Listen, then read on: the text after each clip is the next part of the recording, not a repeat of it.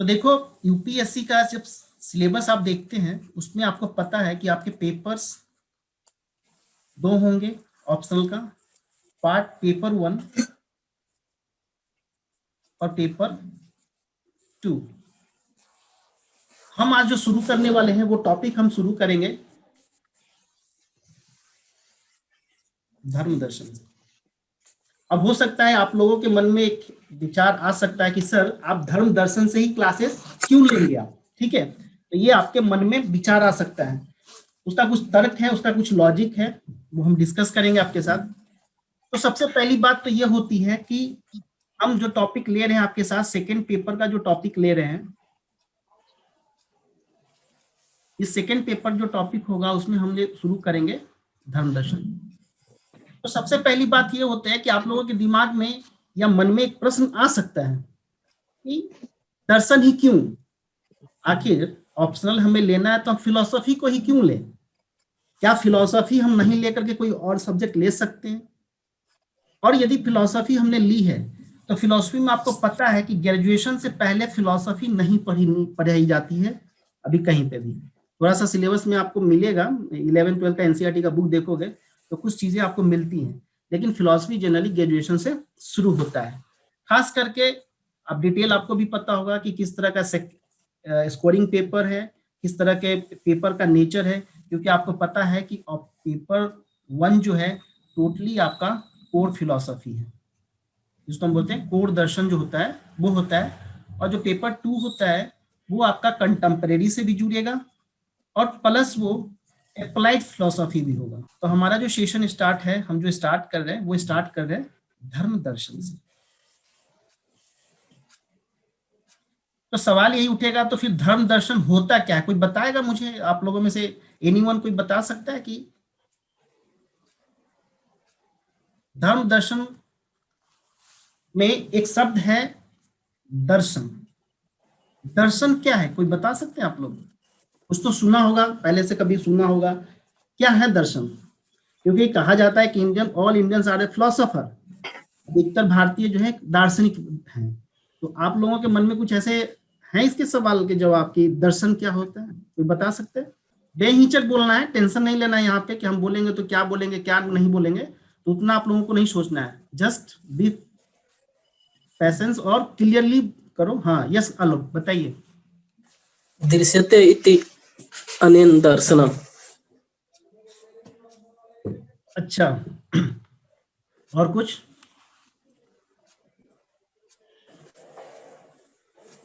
Anyone?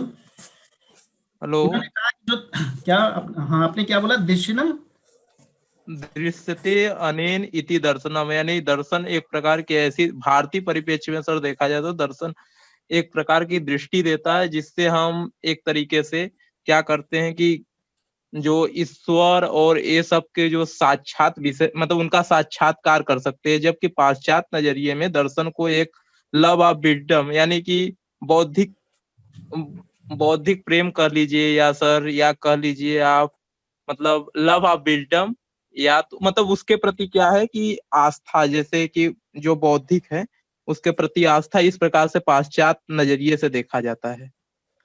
ठीक है, good. और कोई? एनीवन?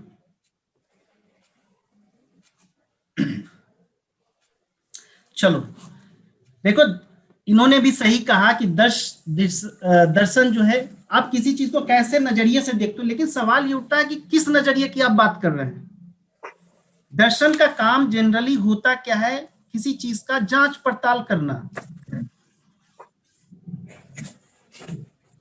किसका जांच पड़ताल करते हो आप दर्शन में जांच पड़ताल करते हो कि जो चीजें आपके समक्ष लाई जा रही हैं वो तार्किक रूप से कितना तर्क संगत है या तर्क संगत नहीं है। ठीक है, जैसे मान लो कि दर्शन का काम किसी चीज का एनालिसिस करना है, किसी चीज की इंक्वायरी करनी है।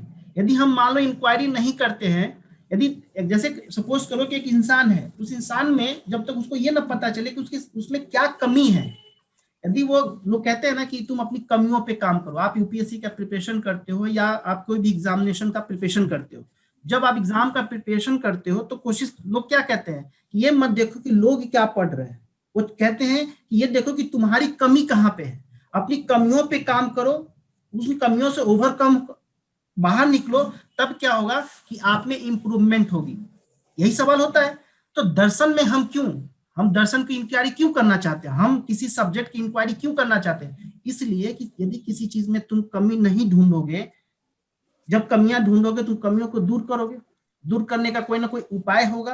और जिस तरह से जिस चीज में जितनी जितनी उसकी कमियां हैं, वो जितना रिड्यूस होता चला जाएगा, वो चीजें उतनी ही प्योरिटी के फॉर्म में तुम्हारे पास अवेलेबल होगी, उतना ही प्योरिटी में मिलेगा। जैसे मान लो एक ग्लास वाटर ले लेते हैं और पानी गंदा है, हमें यदि पता चले कि पानी गंदा है तो हम उसे फिल्टर करेंगे तो क्या करें, उसके जो अवशिष्ट पदार्थ है वो चीजें बाहर निकलेगी तो हमें प्योरिटी के फॉर्म में मिलेगा। उसी तरह से एक चीज यहाँ पे ध्यान रखना, बच्चे अभी भी कंटिन्यू आ रहे हैं, ठीक है। एक चीज में आप ये ध्यान में रखना कि जैसे सपोज करो हम ये कहें तुम्हें कि हमारे पास दर्शन का जो कार्य है,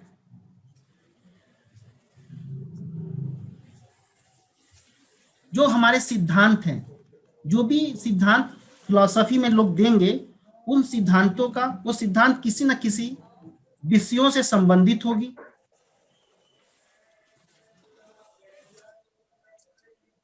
उसकी जांच करना, और जांच क्या करोगे, तो जांच ये करोगे कि क्या वो जो तर्क दिया गया है, वो जो सिद्धांत दिया गया है, क्या उन सिद्धांतों में कोई असंगतता है या नहीं। जैसे मैं बोलूं ये बात कि सपोज करो मैं ये कहूं दिस इज द स्क्वायर, ठीक है, मान लो ये स्क्वायर है, और मैं एक बार तुम्हें कहूं कि जो स्क्वायर है ये सर्किल है, क्या ये पॉसिबल है? मतलब एज ए लेमन भाषा में बात कर रहा हूं कि हम कभी नहीं कह सकते कि जो तुम्हारा स्क्वायर है, जो तुम्हारा वर्ग है, वो तुम्हारा एक वृत्त हो सकता है, ठीक। मतलब यदि मैं कोई बात अभी तुम्हें बता रहा हूं और अगले पॉइंट में मैं उस बात को रिफ्यूज करूं, एक पॉइंट में तो मैं अपनी बात रखा और दूसरे पॉइंट में मैं दूसरा बात कर रहा हूं, तो हमने जो बात बताई तुम्हें और दूसरा जो बात मैं बता रहा हूं, यदि मेरे पिछले बातों से वो तर्कसंगत नहीं है, मतलब आप एक सिचुएशन में कुछ और बोल रहे हो, दूसरे सिचुएशन में आप कुछ और बोल रहे हो, तो इन दोनों के बीच में जो असंगतता है उसको ढूंढने का काम, उसकी इंक्वायरी करने का काम दर्शन का होता है। अब सवाल ये उठता है कि जब दर्शन का काम इंक्वायरी करना है तो फिर धर्म दर्शन क्या है?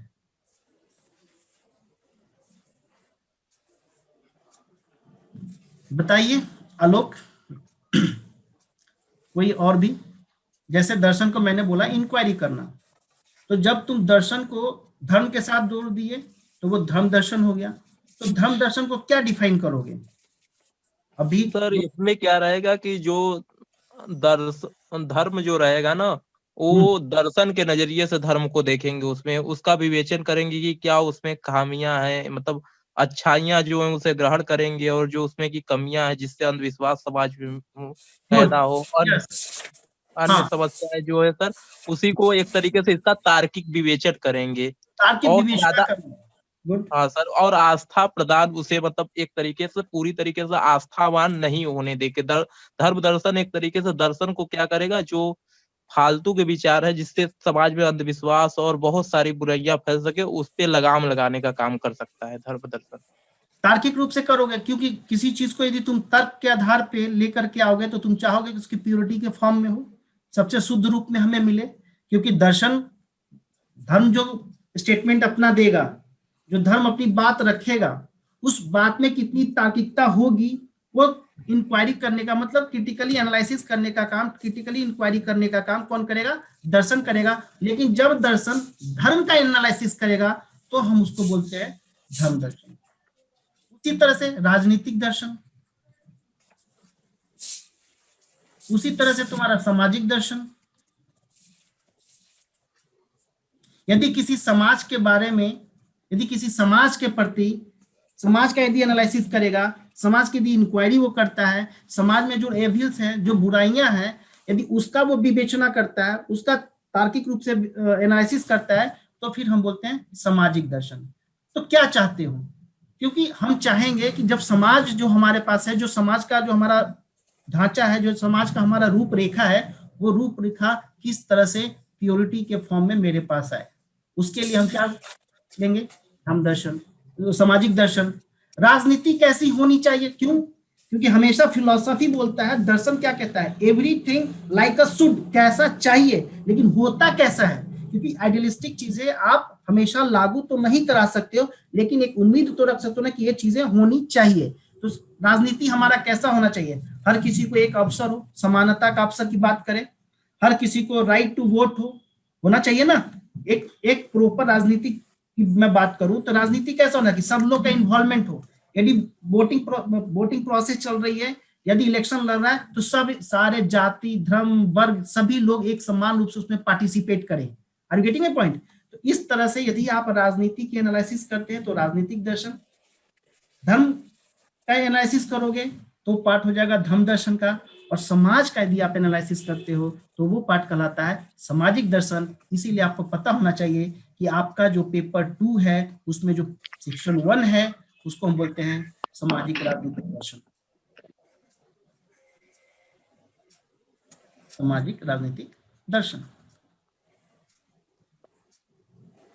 तो सवाल यही उठेगा, हमने जो पेपर है उस पेपर में हम देखेंगे कि कैसे आपका जो चैप्टर 1 जो है, टॉपिक जो है आपका 1, वो है notion of gods, notion of god, ईश्वर की अवधारणा।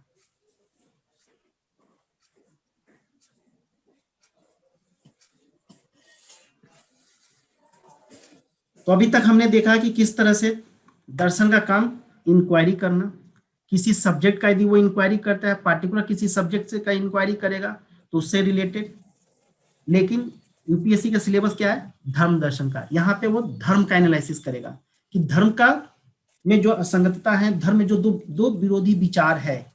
क्यों? क्योंकि यहाँ कोई कहेगा कि ईश्वर जो है सर्वशक्तिमान है, कोई कहेगा ईश्वर जो है परम शुभ है, ठीक है, ईश्वर जो है परम शक्तिशाली है। तो फिर इस पे जवाब उठेगा, और हम पूरी फिलॉसफी के अंदर में, खास करके धर्म दर्शन के अंदर में, हम 2 धर्मों को ध्यान में रख के पढ़ेंगे। वो होगा ईसाई धर्म और दूसरा होगा इस्लाम। मुझे बताएंगे आप लोग कि भारतीय दर्शन, भारतीय धर्म को, हिंदू धर्म को क्यों नहीं हम ले रहे हैं, यहाँ पे काउंट कर रहे हैं? एनीवन कोई बता सकता है?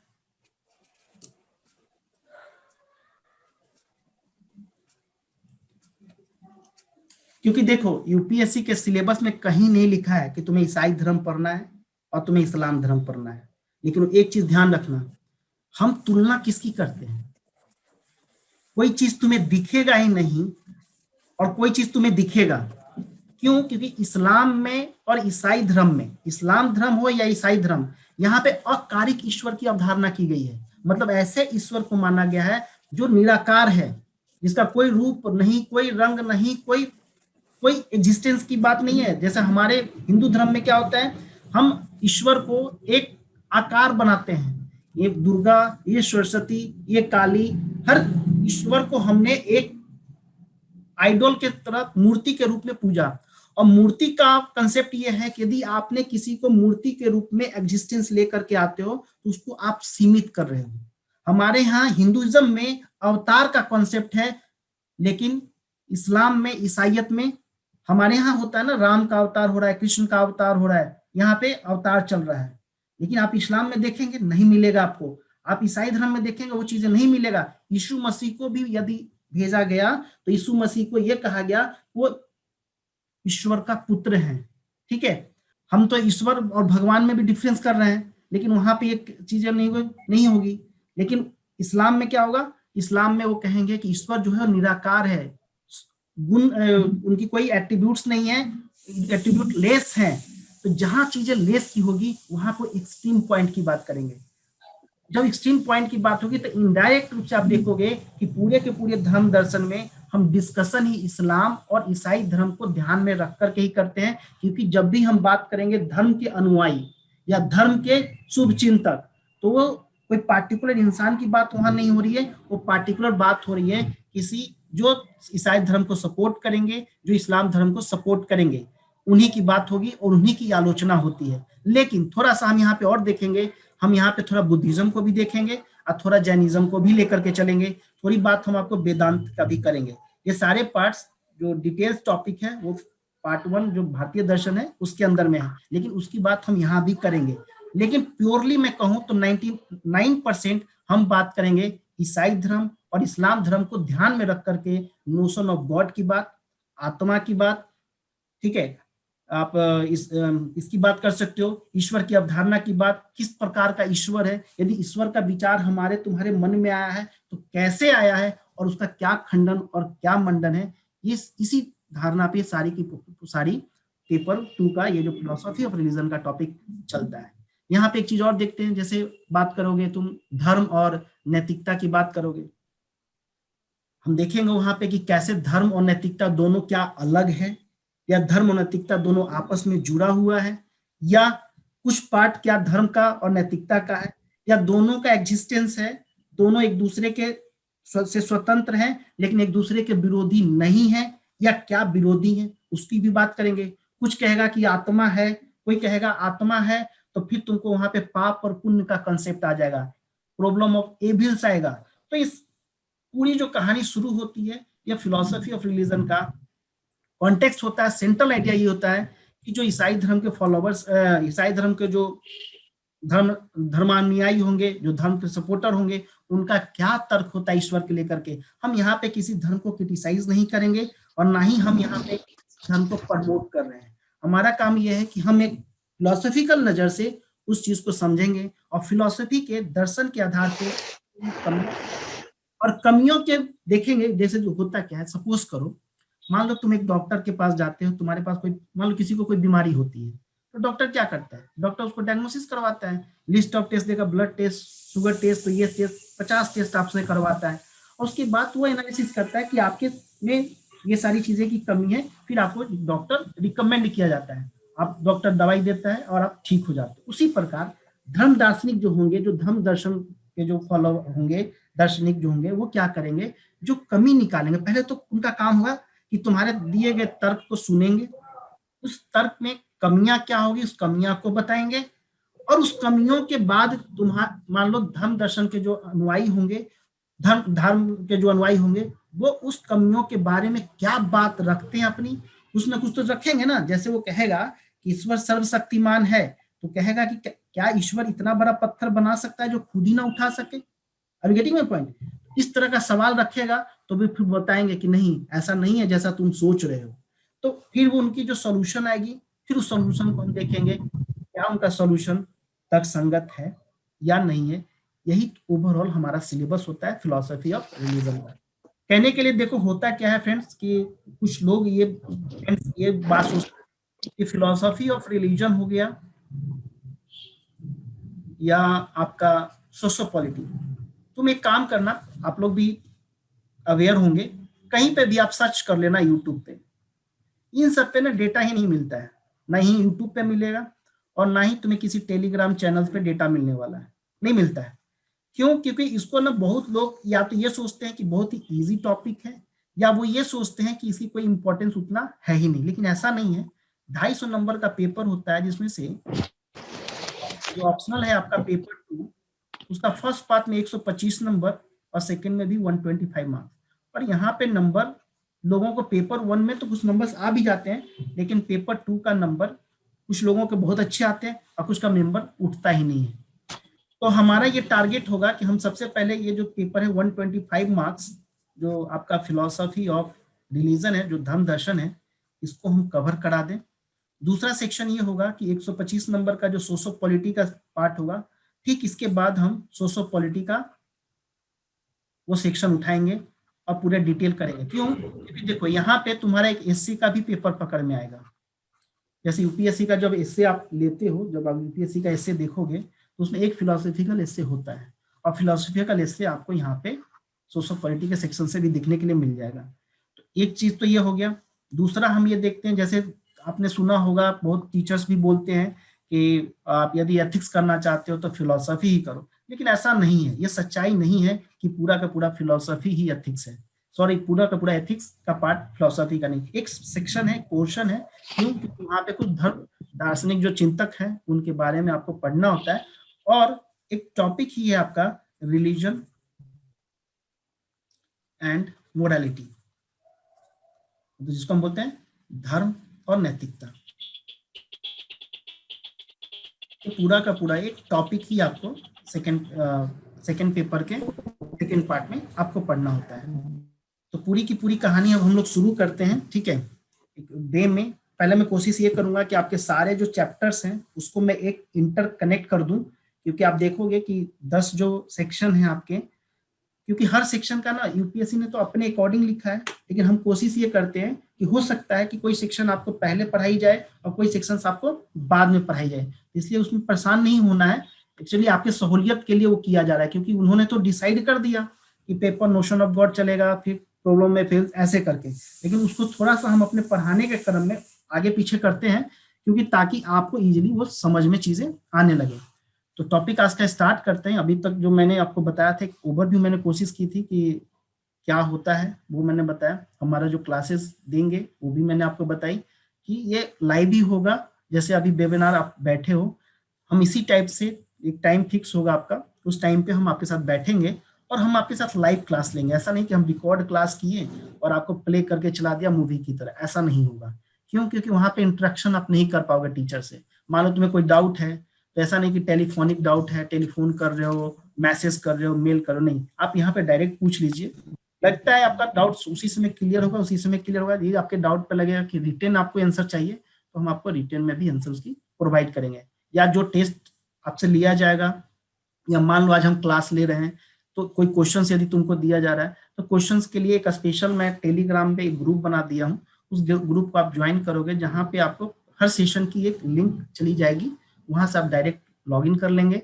दूसरा, जो क्वेश्चंस आपको दिया जाएगा उस क्वेश्चंस के आंसर्स लिख करके आप उस टेलीग्राम पे शेयर कर सकते हो। अब बाकी के बच्चों को भी आंसर देख सकते हो और आप अपना भी आंसर देख सकते हैं।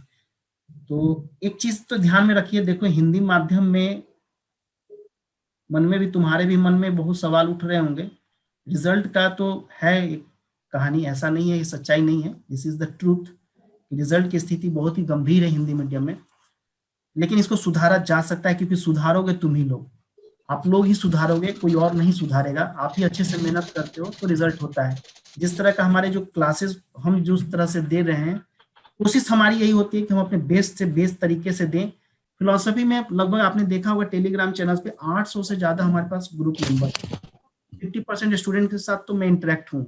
सबके साथ प्रॉब्लम एक ही चीज है, क्लासेस तो बहुत आसान लगते हैं फिलोसफी की, सुनने में तुम्हें भी अच्छा लगेगा, हम बोलते जाएंगे, लगेगा कि हाँ कोई कहानी चल रहा है, लेकिन जब आंसर राइटिंग करोगे ना, रियल में प्रॉब्लम वहीं पे दिखता है। क्योंकि इंटरकनेक्शन कैसे करोगे टॉपिक, यूपीएससी का देखो 2 चीज होता है, या तो मैं तुम्हें फिलोसफी एकदम इजी भाषा में पढ़ा दूं, तुम्हें समझ में आ जाएगा, तुम सेटिस्फाइड हो जाओगे, लेकिन उसे एग्जाम क्वालिफाई नहीं करोगे। क्यों? क्योंकि एग्जाम क्वालिफाई करने के लिए जो यूपीएससी का हो चाहे यूपीपीसीएस का हो, इसका एक 5 साल का पेपर का एक नेचर को देखो। क्या तुम्हारे पास जो कंटेंट्स हैं, आप कॉन्सेप्ट समझने की कोशिश करो, ना कि उन नोट्स को रटने की कोशिश करो, क्योंकि क्वेश्चन नोट से तभी तुम्हें फायदा होगा जब तुमने कॉन्सेप्ट को क्लियर कर रखा है। यहाँ कॉन्सेप्ट तो क्लियर है नहीं, हम अब सियाद बात पढ़ रहे हैं। मान लो मैं ईश्वर की अवधारणा ही पढ़ाने के लिए बैठ जाऊं, मैं अभी शुरू भी करूंगा अभी, मान लो मैं तुम्हें ईश्वर की अवधारणा पढ़ा रहा हूं। अब ईश्वर की अवधारणा किस तरह से बढ़ा, कैसे इवॉल्व हुआ, कैसे हमारे मन में ईश्वर आया, क्या कभी सोचा है? जैसे मैं तुमसे पूछूं कि बताओ CAA जो है वो कब आया, तुम बता दोगे कि नागरिकता संशोधन अधिनियम सर इस डेट में आया। तुम ये बता दोगे कि सर किसान बिल कब पास हुआ, तुम ये बता सकते हो। तुम ये बता सकते हो क्या कि ईमानदारी कब आया? क्या तुम ये मुझे बता सकते हो कि करुणा मन इंसान के मन में कब आया? क्या तुम ये बताओगे कॉम्पैक्शन कब आया? तुम नहीं बता सकते। उसी तरह से ईश्वर हमारे मन में कैसे आया, क्या है, कब आया ईश्वर मन में? क्या उसकी कोई डेट है? क्या ईसा मसीह के ईसा मसीह का जन्म हुआ था तभी ईश्वर की अवधारणा आई? क्या उसके पहले ईश्वर की अवधारणा नहीं थी? Are you getting my point? तो सवाल यही उठता है कि हम उस कंसेप्ट को कैसे समझें, उस कंसेप्ट को कोरिलेट कैसे करें ताकि हमारा जो पेपर्स हो उसमें हम क्वेश्चंस को एबल हो करने के लिए। क्योंकि आपको पता है कि मान लो 7 से 8 मिनट ही क्वेश्चन लिखने के आपके टाइम मिलते हैं, इससे ज्यादा आंसर लिखने का टाइम नहीं मिलता। एक आंसर यदि आप यूपीएससी में लिखते हो तो 7-8 मिनट होता है, उसी में आपको फ्रेमिंग भी करना और आंसर भी लिखना है। अब सपोज करो कि आंसर की मान लो प्रैक्टिस नहीं करते हो, 20-20 क्वेश्चन करने हैं, 250 नंबर के पेपर कंप्लीट करने, कैसे कंप्लीट होगा पेपर? क्योंकि हम चाहे तुमको कितना भी नोट्स तुम ले लो या कोई बुक ले लो, तुम वही लिखोगे एग्जाम में जो तुम लिखने में सक्षम हो, चाहे तुम कितना भी पढ़ लो। क्योंकि जब जितना हम प्रोड्यूस ही नहीं कर पाएंगे तो उतने पढ़ने का फिर फायदा क्या हुआ? अब प्रोड्यूस कब होगा? जब तुम लिमिटेड चीजों को कंसाइज करना सीखोगे, तभी तुम लिखोगे। पूरा का पूरा तुमने धर्म दर्शन पढ़ लिया, या मान लो जैनिज्म को पूरा पढ़ लिया, बुद्धिज्म को पूरा पढ़ लिया, कांट को पूरा पढ़ लिए, ठीक है, पढ़ तो लिए, लेकिन उसको लिखे कैसे, उसको छोटा कैसे करें, या जो क्वेश्चंस का डिमांड है उसके अनुसार हम आंसर को कैसे लिखें। इसीलिए मैं सबको रिकमेंड करता हूं कि आप नोट्स पे मत जाइए, नोट्स को रखिए, एक रेफरेंस के लिए रखिए। यहाँ नोट्स में रेफरेंस हम काम चलाएं, लेकिन नोट्स से आप करेंगे तो आपका पेपर नहीं हो पाएगा। क्योंकि यूपीएससी का पेपर देना है तो आपको नोट्स से डिपेंडेंसी हटानी पड़ेगी और आपको अपना लॉजिकल डेवलपमेंट करना ही पड़ेगा, तभी उस पेपर को आप अटेम्प्ट करने में सक्षम होगे। अदरवाइज थोड़ी सी कठिनाइयां आपके सामने आएंगी।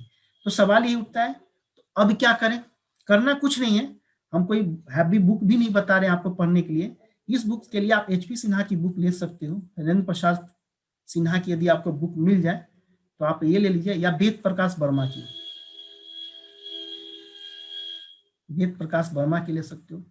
और एक आजकल एक और बुक काफी फेमस हो रहा है, वो है डॉक्टर रमेंद्र की बुक, रमेंद्र, ठीक है। ये तीनों बुक नहीं लेना है, कोई एक बुक जो तुम्हें समझ में आए, जिसकी भाषा तुम्हें आसान लगे। मैं तो रिकमेंड करूंगा कि एचपी सिन्हा ले लेना, क्योंकि इजीली अवेलेबल है। वेद प्रकाश, डॉक्टर रमेंद्र की भी बुक मिल जाएंगी, 500 के आसपास में ये बुक आएगा। एक बुक रखना अपने पास, तीनों में से कोई एक बुक जो तुम्हें मिल जाए, जिसकी भाषा तुम्हें आसानी से समझ में आ जाए, वो एक बुक रख लो। बाकी जहां भी कंटेंट्स में जरूरत पड़ेगी, हम वहां पे तुम्हें खुद कंटेंट्स प्रोवाइड करेंगे। वो कंटेंट्स स्नैपशॉट होगा, पीडीएफ के फॉर्मेट में होगा, वो आपको दे दिया जाएगा। जो टॉपिक हम आपको पढ़ाएंगे, पहले हम आपको बुक का चैप्टर बता देंगे कि देखो ये चैप्टर हम पढ़ाएंगे आपको, आप पहले से पढ़ के रखना, क्योंकि पहले से पढ़े रहोगे तो तुम क्लास में क्वेश्चंस पूछ पाओगे। ऐसे क्या होगा कि चुपचाप सुनते जाओगे और लास्ट में खत्म हो जाएगी। तो पहले से जब तुम कुछ पढ़े हुए रहोगे तो तुम्हें समझ में आएंगी चीजें, और तुम हमसे काउंटर क्वेश्चंस कर सकते हो कि नहीं आपने जब ये बात बताई तो क्यों बताया, या ये चीजें हमें समझ में नहीं आया, क्योंकि आप पहले से एक बार पढ़े हुए हैं। दूसरा सवाल ये होगा कि जो क्वेश्चंस हम देंगे, देखिए थोड़ा सा ना पेन स्टैकिंग जॉब है। पेन स्टैकिंग जॉब इसलिए है कि जो क्वेश्चंस आपको देंगे हम उसको लिखने की कोशिश करो, चाहे जैसा भी लिखो, गलत लिखो सही लिखो, मैटर नहीं करता है। लगे तुम्हें कि हाँ हम ग्रुप में शेयर नहीं कर पाएंगे, सारे बच्चे देखते हैं, तो आप इंटेलेक्ट ब्लू पे पर्सनली जा करके आप मुझे मैसेज करके वो आंसर भेजो, हम सबका कॉपी चेक करते हैं। जब भी मुझे टाइम मिलता है, मैं फिलॉसफी को तो 100% चेक करता हूँ, बाकी जीएस के भी आप देखोगे, मेरे मेंस जीएस आंसर राइटिंग का जो ग्रुप है उसमें भी 400 के आसपास मेंबर है। तो उसमें भी जो बच्चे क्वेश्चन लिखते हैं, मैं जो पर्सनली टैग करते हैं उनको भी देखता हूँ, और जो ग्रुप में देखते हैं उनको भी मैं जरूर फीडबैक देता हूँ। और ऐसा नहीं होता है, एक बात होता है कि देखो, एक होता है ना कमियां निकालना, जैसे मान लो तुम किसी में कमी निकालते हो या तुम में कोई कमी निकालता है, देखो कमी निकालना तब अच्छा होता है ना जब उस कमी का तुम सोल्यूशन भी दे रहे हो, क्योंकि किसी ने मेहनत करके आंसर लिखा है और हम बोल दिए कि नहीं ये चीज है, ये चीज है, तो आप ये भी तो बताओ ना कि ठीक है ये गलत है तो सही क्या होना चाहिए। लोग क्या कर रहे हैं, गलतियां तो आपको बता देंगे, हाँ ये भी होना चाहिए, ये भी होना चाहिए, ये चीजें, लेकिन कभी लिखने की तो कोशिश करो। देखो तो भाषा कैसे तुम चेंज करते हो, कैसे उस भाषा को रिप्रोड्यूस करते हो, ये भी एक तरीका होता है।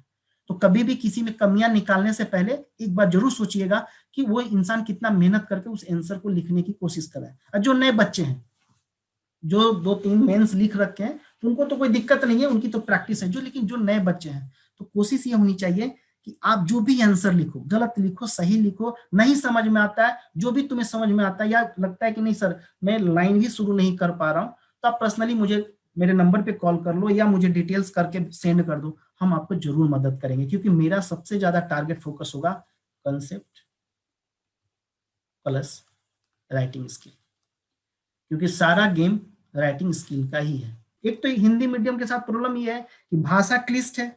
इंग्लिश में देखो उसी क्वेश्चन को कभी कभी कितना इजी वे में समझ में आता है। तो मैं भी ये भी रिकमेंड करता हूँ कि जो भी कंसेप्ट आप पढ़ो उसको थोड़ा सा अंग्रेजी के शब्दों को भी देखते चलो। जैसे कॉस्मोलॉजिकल आर्गुमेंट हम पढ़ाएंगे तुम्हें, ठीक है, उसी को देखो हिंदी में कितने तरह का नाम है।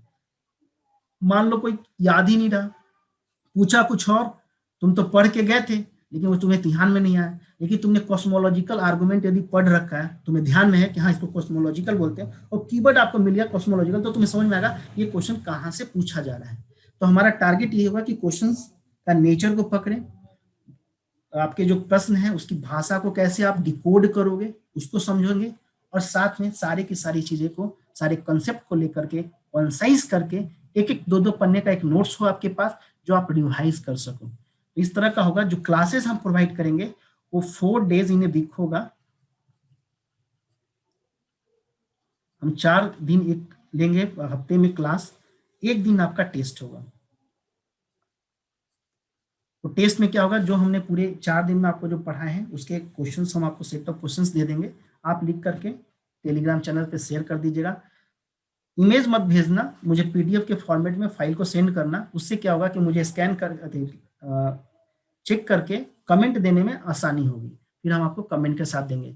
दूसरी एक चीज, और हमने जो मेरा पहला बैच जो चल रहा है उसमें मैं ये करता हूँ कि सब बच्चे का कॉपी ना मैं लाइव चेक करता हूँ। जैसे मान लो तुम लोगों की क्लासेस मैं शुरू किया और यहाँ पे क्लास में ही कॉपी तुम्हारा ओपन कर लिया, लेकिन किसी किसी को लगता है कि नहीं सर मैंने आंसर लिखा है, आप पूरे सारे बच्चों के सामने पढ़ के सुना रहे हो, तो कभी कभी कुछ लोग ऐसा फील करते हैं, तो उस केस में फिर हम पर्सनली उनको फीडबैक लिख करके दे सकते हैं। नहीं तो 1 by 1 कर सकते हो, आप उधर से लॉग इन कर लोगे, मैं इधर बैठा रहूंगा, तुम्हारे क्वेश्चन मैं तुम्हारे सामने ही चेक करूंगा। क्योंकि एक तरीका ये होता है, एक हो गया तो ये मैं अपनी बात रख रहा हूँ यहाँ पे, जो यहाँ तक कोई डाउट है किसी को तो पूछो, बाकी मैं क्लास स्टार्ट करता हूँ।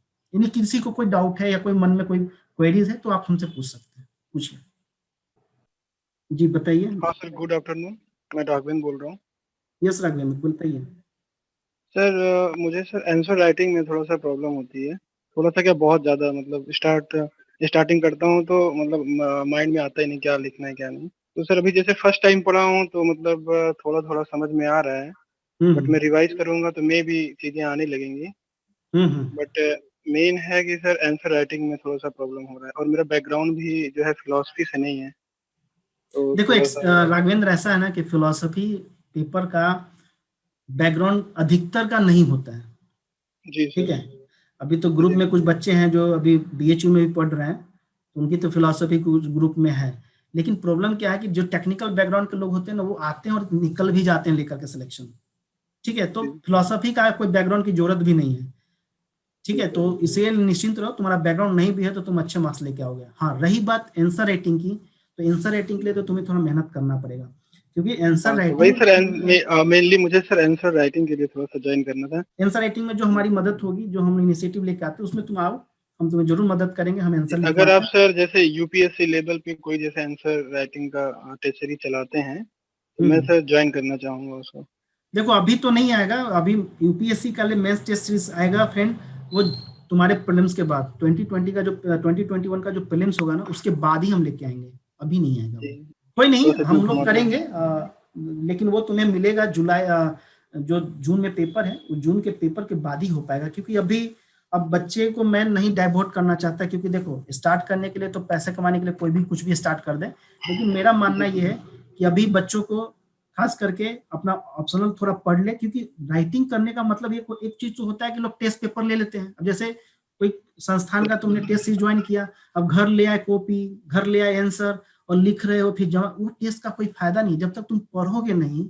अभी पढ़ने के बाद देखो एक तरीका मैं बताता हूँ, हो सकता है ये, हाँ इस तरह से तुम कुछ सोच सकते हो। जैसे मान लो कि मैं एक क्वेश्चन देता हूँ, कि सपोज करो मैं क्वेश्चन दे रहा हूँ,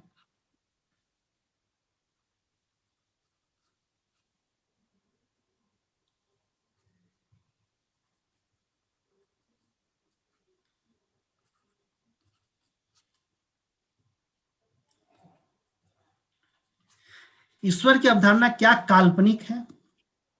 मान लो ये क्वेश्चन है, सिंपल सा क्वेश्चन है, ईश्वर की अवधारणा क्या काल्पनिक। अब देखो हमारे पास 2 तरह के बच्चे आंसर लिखते हैं, एक क्या करता है, नोट्स उठाया और आंसर देख देख के लिख करके, मतलब कॉपी पेस्ट किया इस नोट से उस नोट से, उस बुक से इस बुक से, और आंसर लिख करके मुझे सेंड कर दिया, मुझे पता चल जाता है। क्यों? क्योंकि जब वो कॉपी पेस्ट भी करता है ना, तो उसको ये समझ में नहीं आता कि जिसको पहला पैराग्राफ है और दूसरे पैराग्राफ को इंटरलिंकिंग कैसे करनी है, ये चीजें उसे समझ में नहीं आता, और वो कर लेता है। दूसरा, उसको लगता है कि हमने आंसर राइटिंग की प्रैक्टिस कर ली।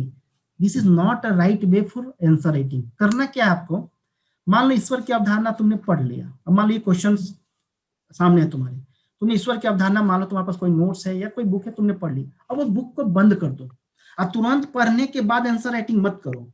आज पढ़ लो, कल के डेट में ईश्वर की अवधारणा वाले चैप्टर को उठाओ, क्वेश्चंस को उठाओ और क्वेश्चंस को लिखो, और देखो कि तुम्हें कितनी पॉइंट याद आ रहा है। मैं सोच रहा था थोड़ा सा आंसर राइटिंग करने के लिए, अगर आपके पास कोई ग्रुप हो ऐसा। नहीं, अभी तो आंसर राइटिंग का ग्रुप नहीं, लेकिन एक काम करो तुम, जी। जो मेरा पहले का बैच चल रहा है ना, उस बैच का कुछ क्वेश्चंस मैं तुम्हें शेयर कर दिया करूंगा, ठीक है? आप इंटेलेक्की ब्लू पे मुझे हाई लिख करके भेज देना, अपना नाम बता देना, ठीक है? तो मैं वहां के क्वेश्चंस तुम्हें शेयर कर दिया करूंगा, तो तुम मुझे पर्सनली लिख करके सेंड कर सकते हो, कोई दिक्कत नहीं, ठीक है? मेरा यही डाउट है। ठीक, और किसी को कोई डाउट है तो पूछ लो, वरना हम लोग क्लास आगे कंटिन्यू करें, या आप लोगों के पास कोई ऐसा तो नहीं है किसी को कोई काम वाम है? क्योंकि क्लासेस चलेंगी तो कम से कम 1 घंटा चलेंगी, तो आप बताएं, आप लोग कोई एनीवन, किसी को कोई प्रॉब्लम? या आलोक, प्रियंका, अशकुरा इंडिया, सना, सुजीत कुमार, ली टू, मुझे नहीं पता आपका नाम क्या है, तो हम लोग कैरी फॉरवर्ड करें या आप लोग क्या चाहते हैं, सेशन को ऑफ करना या मैं चैप्टर स्टार्ट करूं? सर कैरी करिए। ठीक है, चलो तो फिर हम लोग टॉपिक को स्टार्ट करते हैं, ठीक है?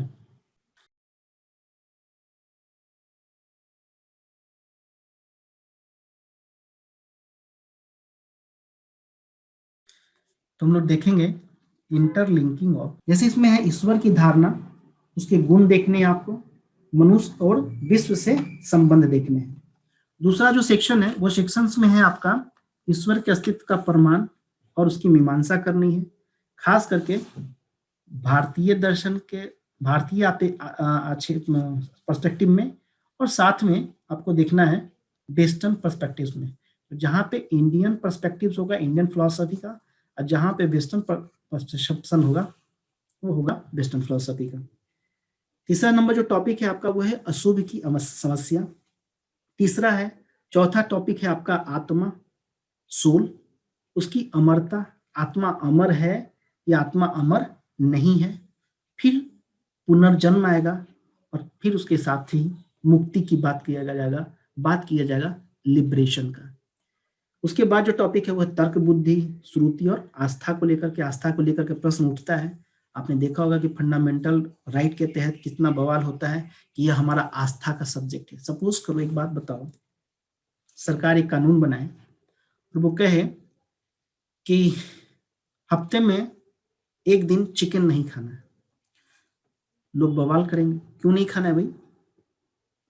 ये हमारा राइट है, हम कुछ भी खाएं, लेकिन मंगलवार वो दिन है, कानून बनाने की जरूरत नहीं है। बहुत सारे ऐसे फॉलोवर्स होंगे, बोलेंगे हम मंगलवार को नहीं खाएंगे, तो हम बृहस्पतिवार को नहीं खाएंगे।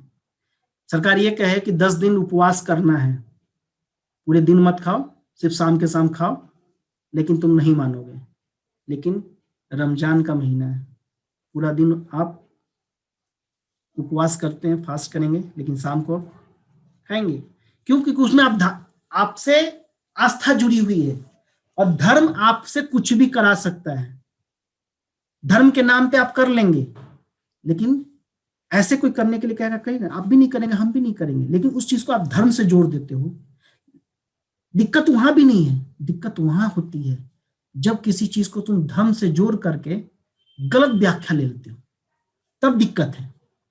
बड़े बुजुर्ग जो होते थे, कोई चीज काम करते थे, नहीं ऐसा नहीं करना चाहिए, इससे ये दोष उत्पन्न हो जाएगा, तुम डर के नहीं करते हो। क्यों? क्योंकि इसीलिए कार्ल मार्क्स ने कहा ना कि धर्म एक अफीम की तरह है, जो खाया वो मस्त है, ठीक है? तो इस तरह से आप धर्म को एक अच्छे पर्सपेक्टिव में लोगे तब तो सही है, लेकिन उसकी व्याख्या यदि गलत पर्सपेक्टिव में करते हो तब प्रॉब्लम क्रिएट होता है। तो वही वो कहेगा, आत्मा की बात क्यों करेंगे हम किसी आत्मा की बात यदि करते हैं तो क्यों करेंगे? क्या आत्मा अमर है? हम देखेंगे कि आत्मा अमर है या आत्मा अमर नहीं है। हम देखेंगे कि क्या आत्मा का पुनर्जन्म होता है और पुनर्जन्म किस धर्म में सपोर्टिव है। भारतीय धर्म में पुनर्जन्म का कॉन्सेप्ट आएगा, दिखेगा तुम्हें, लेकिन इस्लाम में और ईसाई धर्म में पुनर्जन्म का कॉन्सेप्ट नहीं है। वहां पे क्या होता है? Judgment day. जितनी भी आत्माएं, जितने भी लोगों की मृत्यु प्राप्त होती है, वो जजमेंट दिन, कयामत के दिन उनको जगाया जाएगा और उनकी अच्छी और बुरी चीजों का हिसाब किया जाएगा। जो बुरी आत्माएं होंगी उनको डिस्ट्रॉय कर दिया जाएगा, बाकी को नहीं। तो वहां पे कॉन्सेप्ट पुनर्जन्म का है ही नहीं। तो उस चीज को हम वहां पे भी देखेंगे। कहीं पे क्या आत्माएं अलग अलग होती हैं? जैसे हम इंसान हैं, 100 करोड़ से ज्यादा पॉपुलेशन भारत का है, तो 100 करोड़ अलग यूनिक लोग हैं। तो क्या 100 करोड़ आत्माएं भी अलग अलग हैं, या क्या आत्मा एक है? क्या आत्मा एक ही स्रोत से उत्पन्न हो रही है? इन सब चीजों को हम लोग डिस्कस करेंगे। और यहाँ पे कोई हम प्रवचन की भाषा में नहीं करेंगे, हम तर्क और आधार के भी बात करेंगे।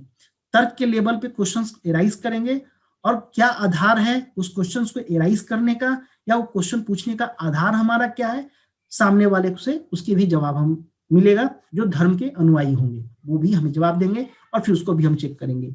उसी तरह से उसमें बताता ईश्वर रहित धर्म, क्या धर्म बिना ईश्वर का हो सकता है? कल्पना क्या किया जा सकता है? धर्म और नैतिकता क्या है? धार्मिक सूचिता की बात करता है वो परम सत्यता की समस्या की बात करता है। सूचिता का मतलब एक्चुअली होता है बहुलतावाद से संबंधित, ठीक है। फिर धार्मिक भाषा, रिलीजियस लैंग्वेज की नेचर की बात करेगा। तो इस तरह से तुम देखोगे कि 10 टॉपिक होते हैं। जो शुरू का जो टॉपिक है थोड़ा बड़ा बड़ा टॉपिक है, बाकी सब टॉपिक छोटे छोटे हैं, तो ज्यादा दिक्कत नहीं होगी आप लोगों को। हम लोग सबको लेके चलेंगे, 10 टॉपिक कंप्लीट करेंगे, लेकिन थोड़ा सा टॉपिक ऊपर नीचे होगा। तो इसके लिए परेशान मत होना कि सर आपने ये टॉपिक पहले ही बाद में क्यों करें, क्योंकि जैसे जैसे उसकी इंटरलिंकिंग होगी तो ऐसे, जैसे मान लो मैं तुम्हें अभी छोटा सा एग्जांपल देता हूँ। अभी जब मैं शुरू करूंगा, सबसे पहले ईश्वर की अवधारणा। ईश्वर की अवधारणा में जैसे मान लो हमारे मन में, हमारे विचार में एक भगवान की, एक ईश्वर की अवधारणा आती है, उत्पन्न होती है ना।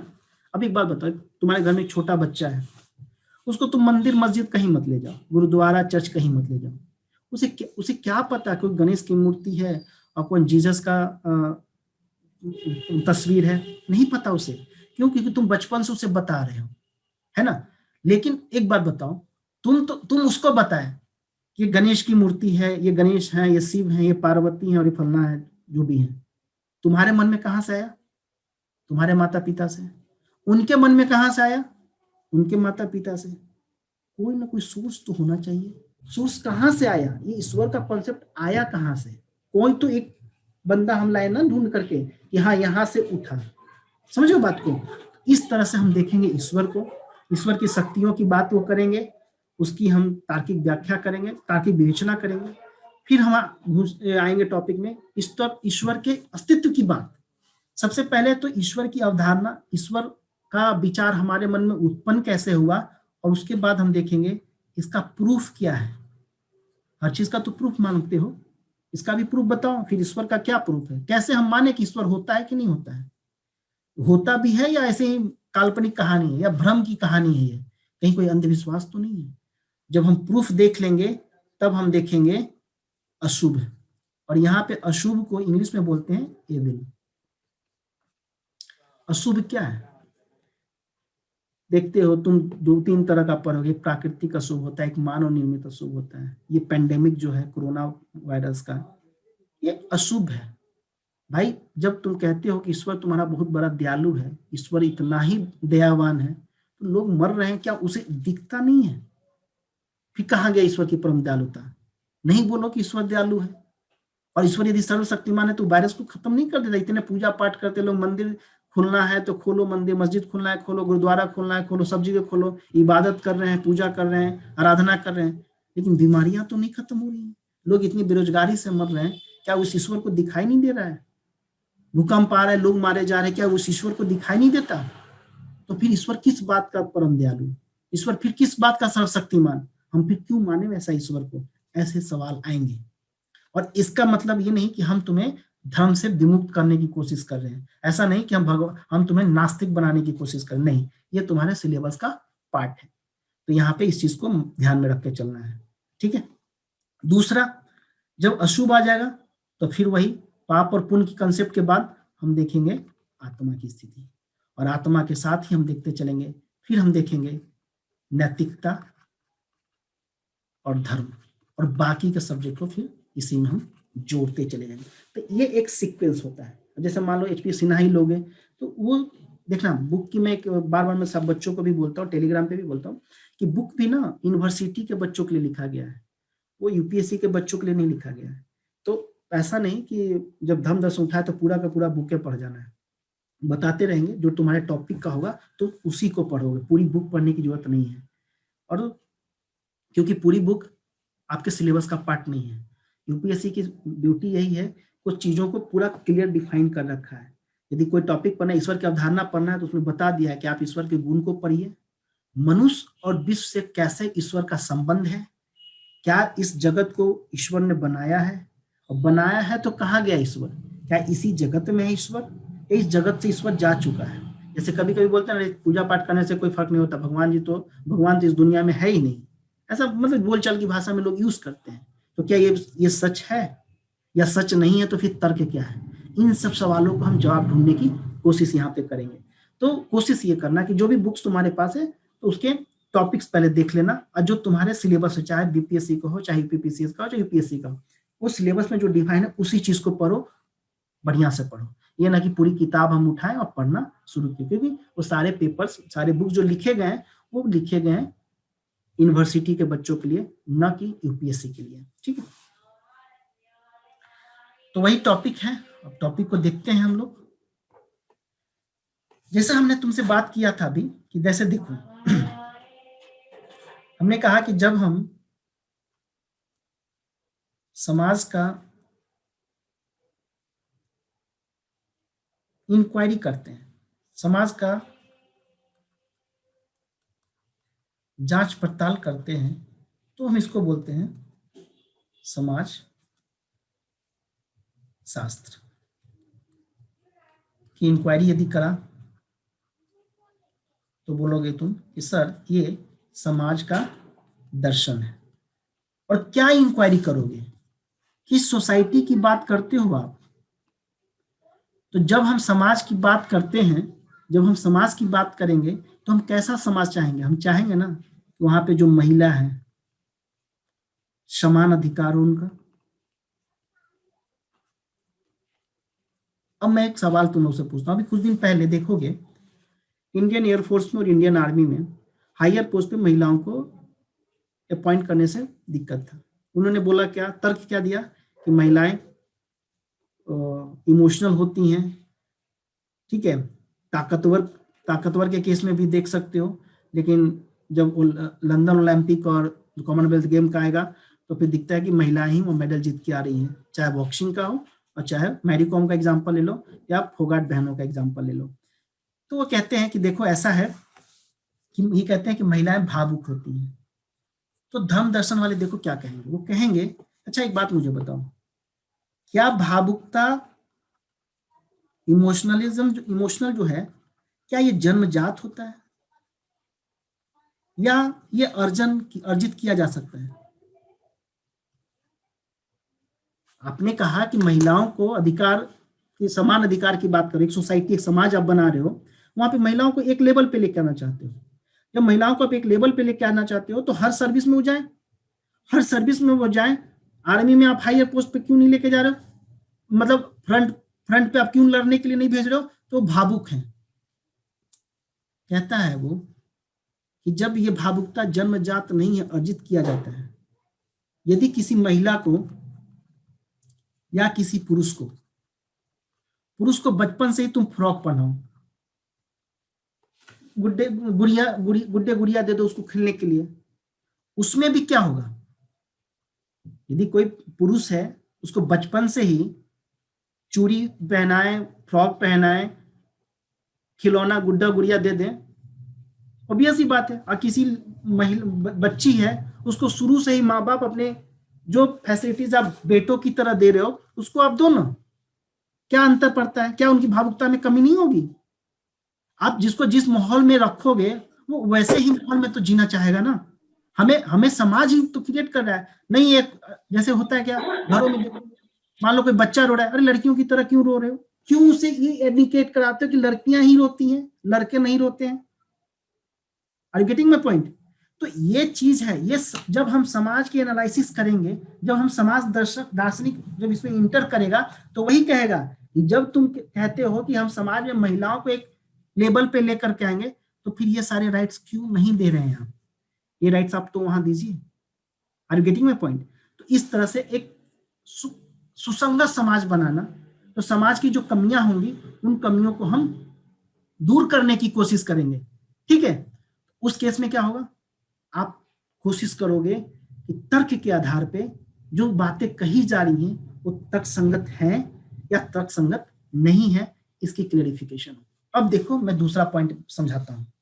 मान लो मैं ये कहूं कि राजनीति विज्ञान, यदि राजनीति विज्ञान का वो इंक्वायरी करता है तो किसकी बात करोगे? राजनीतिक दर्शन।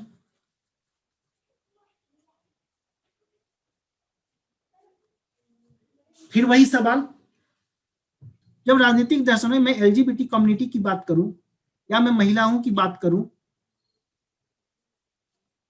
हर किसी को राजनीतिक विचारधारा रखने का समानता हो, हर कोई अपनी विचारधारा रखे। और आपको पता है कि लोकतंत्र तभी ज्यादा सुदृढ़ होता है जब लोकतंत्र में क्वेश्चनिंग होता है। कोई क्वेश्चन ही नहीं करेगा।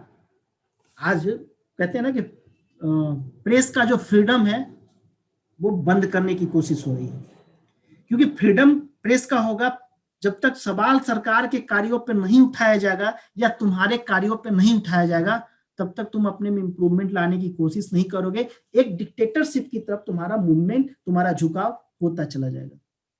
लेकिन यहाँ पे क्या है, जब आप बात कर रहे हैं एलजीबीटी कानून का, लेकिन जब हाई कोर्ट कहता है, फिर सुप्रीम कोर्ट कहता है, तो फिर आप उसको एक थर्ड जेंडर का दर्जा देते हो। उसके पहले उसको एक क्राइम के रूप में देखते थे। मतलब हर चीज के लिए क्या कानून ला करके आपसे लागू करवाया जाए? जब आप महिलाओं की आरक्षण की बात करते हो, लोग कहते हैं ना, आप बिहार में ही देखोगे 33% के आसपास है, आपके यूपी में भी रिजर्वेशन है। कुछ लोगों को प्रॉब्लम है, वो कहते हैं कि आप महिलाओं को आरक्षण दे। देखो, महिलाओं को आरक्षण देकर के तुम महिलाओं का उत्थान नहीं कर रहे हो। क्यों? पुरुष समाज अपना उत्थान कर रहा है, महिलाओं को फायदे की बात नहीं कर रहा है वो। आप 33% रिजर्वेशन यदि किसी महिला को देते हैं तो उससे ज्यादा इस समाज को बेनिफिट उससे मिलेगा। क्यों मिलेगा? अब एक मैं छोटा सा एग्जांपल तुम्हें देता हूं। सपोज करो एक घर है, एक घर में दो भाई थे, दो लड़के हैं, दोनों बॉयज हैं, ठीक है, और एक लड़की है। अब ये दोनों तैयारी कर रहे हैं, ठीक है, एग्जाम्स की तैयारी कर रहे हैं।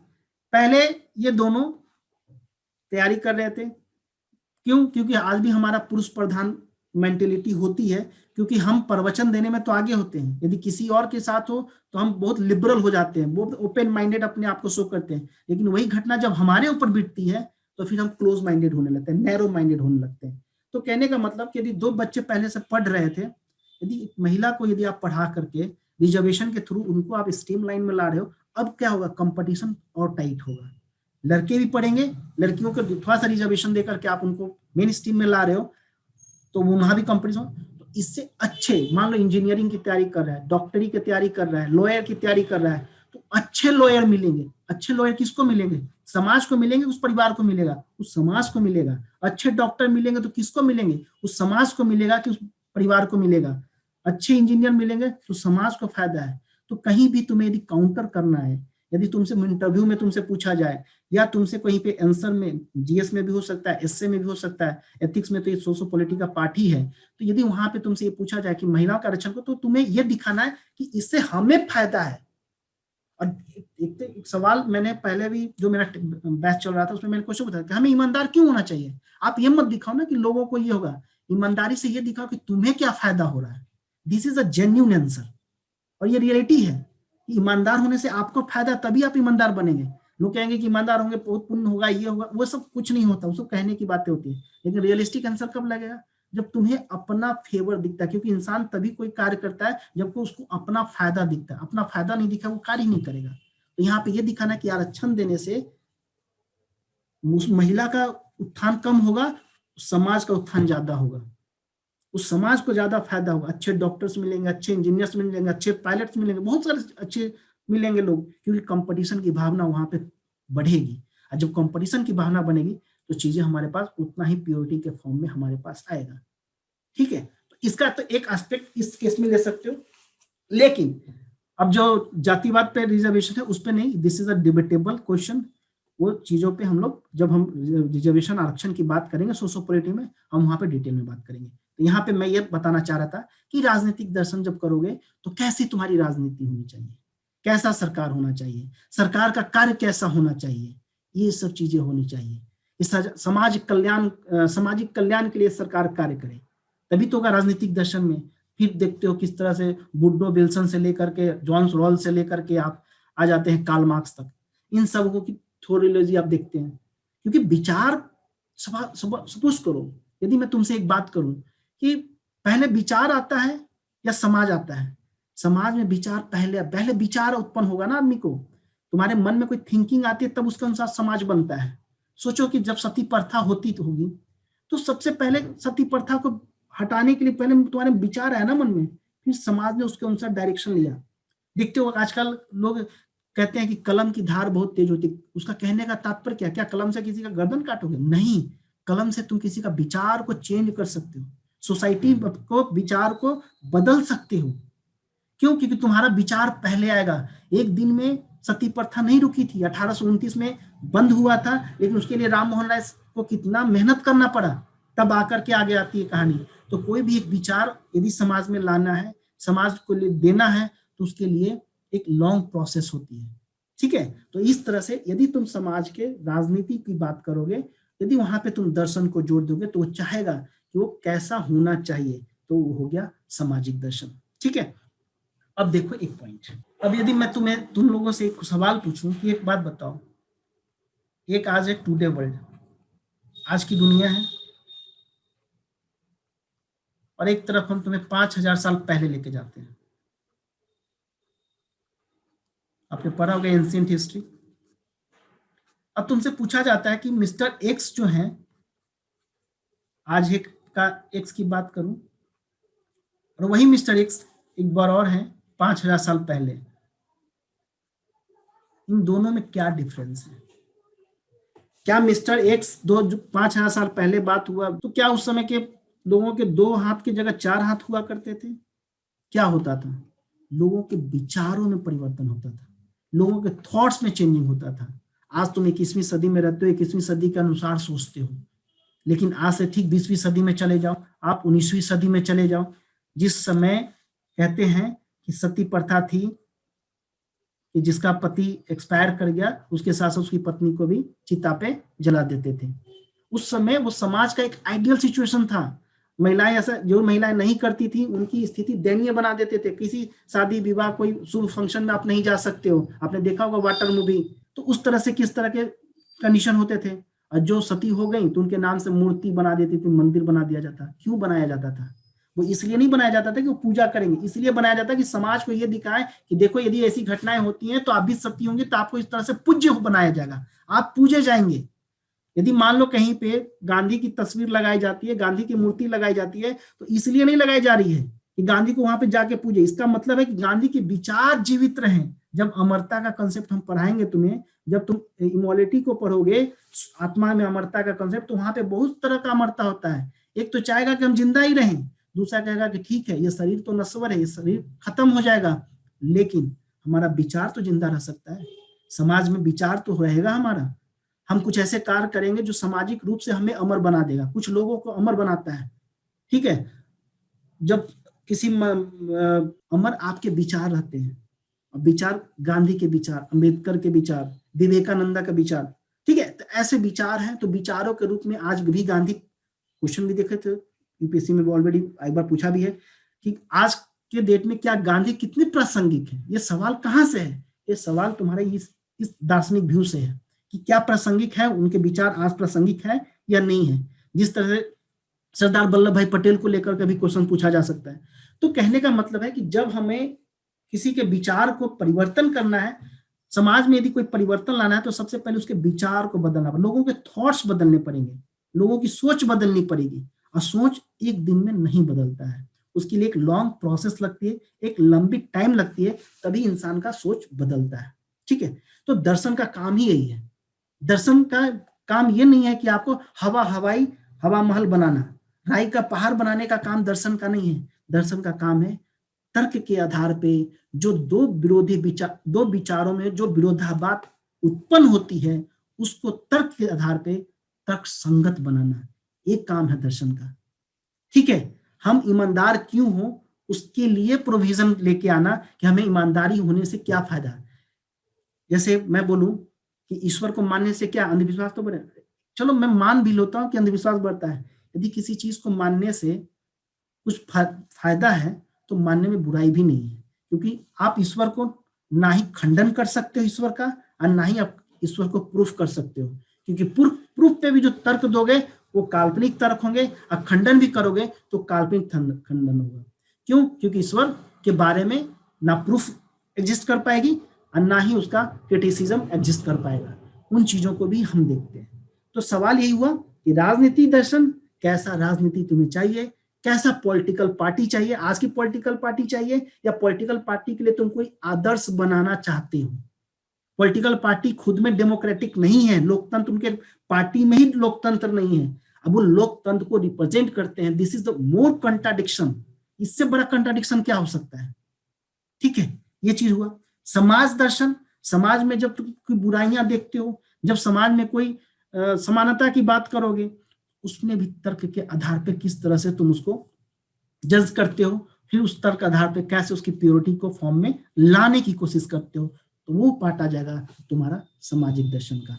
फिर राजनीतिक दर्शन, इसी तरह से बहुत सारे सब्जेक्ट में भी फिलॉसफी पीएचडी लोग करते हैं। पीएचडी का करने का मतलब ही क्या हुआ कि आपने इतने तरह से उस सब्जेक्ट को देखा, कोई कंप्यूटर साइंस में भी पीएचडी करता है, कोई केमिस्ट्री में पीएचडी करता है, बहुत सारे सब्जेक्ट में पीएचडी होता है। ठीक है, तो वो तो कोई डॉक्टर तो होते नहीं है। फिलोसफिकली दार्शनिक के तहत पूरी की पूरी आपने एनालिसिस की, कोई पार्टिकुलर टॉपिक आपने उठाया, उस पर पीएचडी कर रखी। ठीक है, वो चीजें हो गई। तो यहाँ पे दर्शन से अब क्लियर हो जाना चाहिए तुम लोगों को कि यदि तुम्हारे मन में कहीं पे भी ये विचार है दर्शन, जैसे बच्चे ने शुरू में ही बोला था, दृश्यम लोग डेफिनेशन, बुक इस लैंग्वेज, बुक इस भाषा पे मत जाओ, समझने की कोशिश करो। जब तुम कुछ समझ जाओगे ना, तुम अपना डिफिनेशन बना सकते हो। और अपनी डिफिनेशन का मतलब ये नहीं हुआ कि मीनिंग अलग होगा, मीनिंग तो वही होगा। अब जैसे बोलते हैं फिलोसफी क्या है, दर्शन शास्त्र क्या है, अब बताओ दर्शन को कैसे इलेबोरेट करते हो, दर्शन का व्यूज कैसे निकलता है। अब दर्शन फिलोसफी ऑफ विजडम है, लव ऑफ विजडम, मतलब ज्ञान का प्रेमी, ये सब कहने के लिए ठीक है, लेकिन चीजें जब समझनी होती हैं तो उस चीज में हमें समझना होगा कि दर्शन को हम किस व्यू में देखें और किस वे में देखें। ठीक है, अब देखिए इन सब आधार पे तुम एक बात और ये भी कह सकते हो कि सर हम ये कह सकते हैं क्या कि दर्शन शास्त्र, दर्शन जो है, दर्शन एक विषय सॉरी दर्शन शास्त्र एक विषय है जिसका कार्य क्या करना होगा, एनालिसिस करना किसी चीज का, मतलब जांच करना,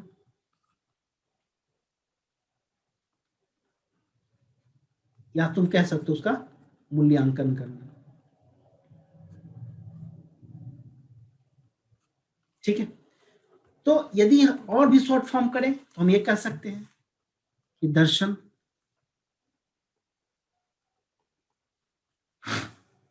क्या करेगा, कह सकते हो तुम कि दिस इज द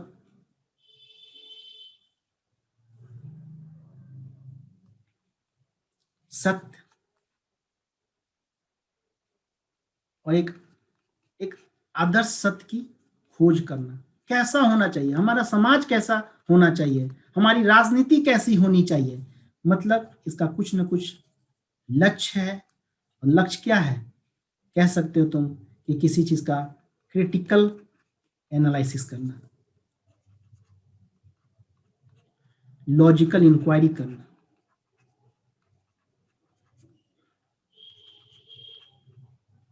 जो सिद्धांत हमें दिया जाएगा उन सिद्धांतों का तार्किक परीक्षण करना, ये सारा काम हमारा दर्शन का है। दूसरा, तुम ये कह सकते हो, एक चीज और मैं तुमसे पूछूं, मैं तुम लोगों से एक सवाल और पूछ सकता हूं कि एक बात बताओ, सपोज करो कि जैसे कहते हैं, एक बात होती है कानून और एक होता है मूल्य। गवर्नमेंट को लगा कि बांग्लादेश में, अफगानिस्तान में और पाकिस्तान में जो 6 कम्युनिटीज हैं उनको प्रताड़ित किया जा रहा है, इसलिए उनको हम दे देते हैं सिटीजनशिप। ये कानून बना।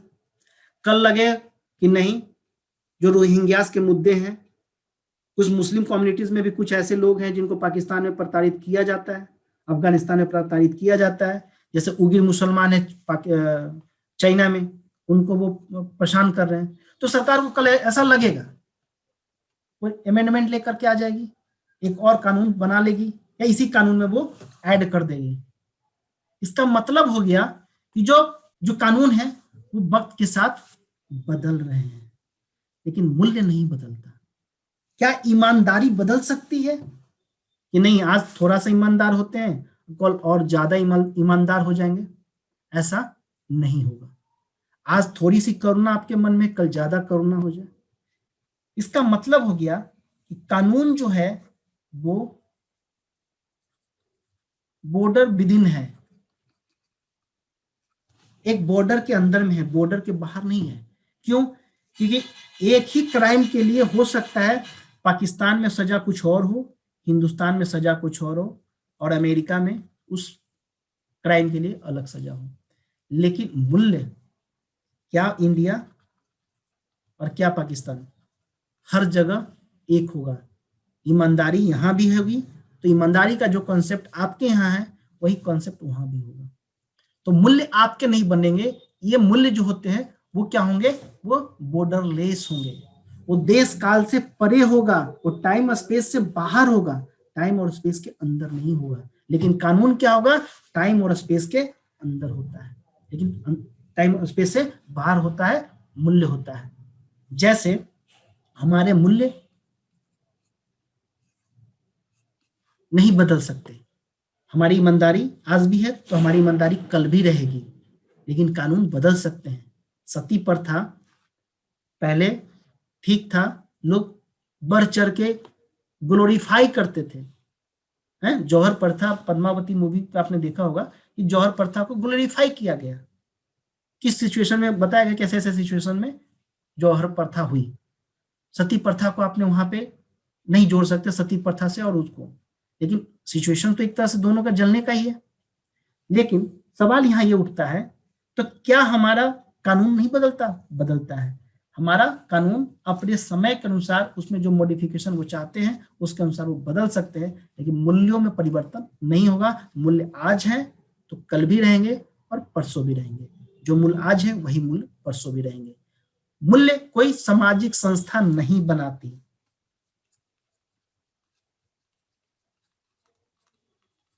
कोई मानवीय संस्था मूल्यों के लिए नहीं है, लेकिन कानून के लिए सामाजिक संस्था है। यदि कोई कानून बनाना है, यदि केंद्र के लेवल पे कोई कानून बनाना है, तो इसके लिए आपके पास संसद है। राज्यों पे देखोगे विधानसभा, विधान परिषद है, लेकिन कौन बताएगा कि ईमानदारी कैसे बनेगी? कोई बताएगा? नहीं बताएगा। तो ये विचार हमारे मन में कैसे आया? तो वही कहेगा। इस चैप्टर को फिर हम और डिटेल में पढ़ेंगे, वो है तुम्हारा टॉपिक नंबर 8 पे, फिर वहां पे हम इसको डिस्कस करेंगे। तो बताओ, यहाँ पे कोई किसी को डाउट है या कहीं पे कुछ ऐसा है जो आप लोगों को नहीं समझ में आया? एनीवन? कोई भी मैसेज कर सकते हो, यदि लगे कि नहीं बोलेंगे तो आप मैसेज भी कर सकते हो। ओके सना, आपको डाउट नहीं है? और कोई? Anyone? Priyanka, you have any doubt? बोलो सर। धर्म दर्शन के लिए ऋषिकांत पांडे की बुक कैसी रहेगी? ले लो ऋषिकांत पांडे, कोई दिक्कत नहीं है, ऋषिकांत पांडे ले सकते हो। लेकिन okay doctor sir, thank you. देख लेना, वो था ना यूपीएससी के थोड़ा सा उन्होंने मेंशन कर रखा है, वो यूपीएससी के पैटर्न पे लेकर के भी चल रहा है, थोड़ा सा वो रिवीजन टाइप का नोट्स है डॉक्टर रविंद्र का, एक बार उसको भी देख सकते जी हैं, सर। तो वो चीज कर सकते हैं। चलो, कहीं कोई डाउट है यहाँ तक अभी तक? नहीं सर। तो तेज हम नहीं ना चल रहे हैं, आसान चल रहा है ना? चलो ठीक है, किसी को डाउट नहीं तो फिर हम आगे कंटिन्यू करते हैं। जो पहला चैप्टर है तुम्हारा,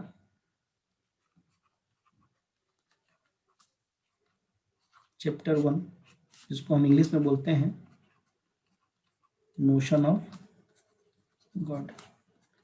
नोशन ऑफ गॉड मतलब हो गया ईश्वर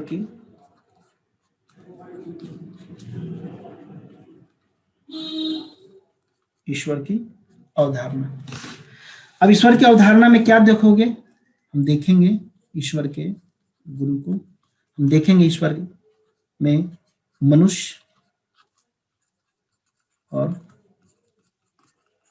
जगत से संबंध को, दोनों चीजें, ईश्वर का गुण, एट्रीब्यूट्स, मनुष्य और जगत से संबंध। अब देखो ये कैसे मैं लेके चलता हूं 3 पार्ट में। इसको तुम करोगे क्या?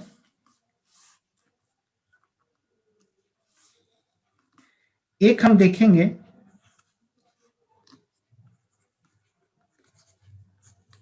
प्रकृतिवाद, ईश्वर की अवधारणा। दूसरा हम देखेंगे निर्वैयक्तिक ईश्वर की अवधारणा। और फिर हम देखेंगे व्यक्तिपूर्ण ईश्वर की अवधारणा। और लास्ट में देखेंगे प्राकृतिक ईश्वर की अवधारणा।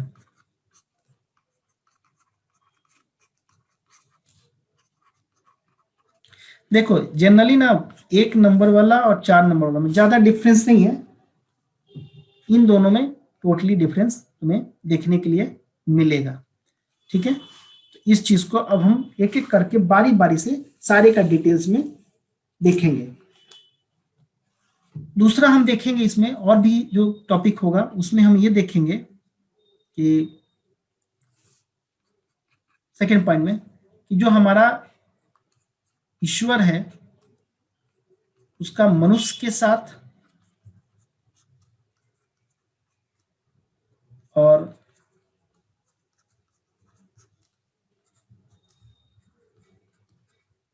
जगत के साथ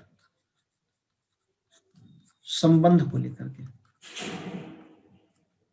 मतलब कि जब हम कहते हैं कि देखो ये जगत ईश्वर ने बनाया है और मनुष्य को भी ईश्वर ने बनाया है, हमें तुम्हें हर किसी को बनाने वाला वो ईश्वर है। तो कहता है वो कि जो जगत बनाया ईश्वर ने, इस जगत में 2 कंसेप्ट हो सकता है, या तो ईश्वर ने ये जगत बना करके भूल गया हमें, ठीक है, या दूसरा जगत में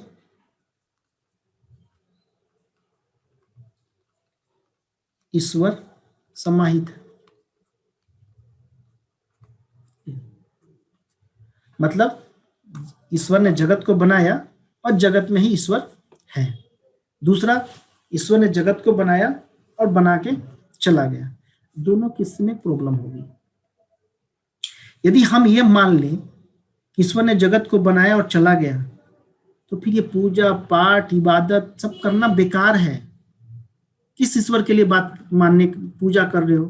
अगरबत्तियां जलाओ, मोमबत्तियां जलाओ, किसके लिए? क्योंकि वो तो जगत को बनाया और चला गया, तो कोई फायदा ही नहीं रहा, फिर पूजा पाठ बेकार है। फिर दूसरी बात, यदि जगत में ही ईश्वर समाहित है तो हमें तुम्हें पता है कि जगत में जो चीजें हैं वो सारी चीजें क्या है?